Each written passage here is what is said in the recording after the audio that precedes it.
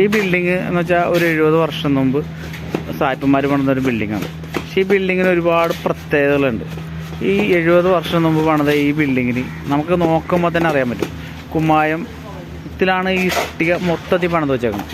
ഈ കുമ്മായത്തിൽ പണിത ഈ ബിൽഡിങ് 70 വർഷത്തിന് ശേഷം ഇതിനപ്പുറത്തേക്കൊരു 100 മീറ്റർ കടൽ, ഇപ്പുറത്തേക്കൊരു 100 മീറ്റർ കടൽ, ശരിക്കും പറഞ്ഞാൽ കടലാൽ ചുറ്റപ്പെട്ട് കിടക്കുന്ന നമ്മുടെ ഐലൻഡ്, വില്യൻ ഐലൻഡിലുള്ള ഒരു ബിൽഡിങ്ങാണിത്.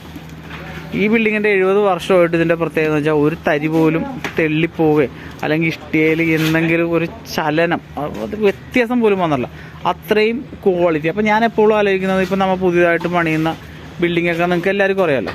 ഈ പുതിയതായിട്ട് പണിതേക്കുന്ന ബിൽഡിങ്ങിനൊക്കെ എന്ന് പറഞ്ഞിട്ടുണ്ടെങ്കിൽ കുറേ നാൾ കഴിയുമ്പോൾ, നിങ്ങൾക്ക് എല്ലാവർക്കും അറിയാവുന്ന കാര്യമൊക്കെ തന്നെ, കുറേ നാൾ കഴിയുമ്പോൾ ഈ ഇഷ്ടികയൊക്കെ ഉപ്പ് പിടിച്ച് തെള്ളി.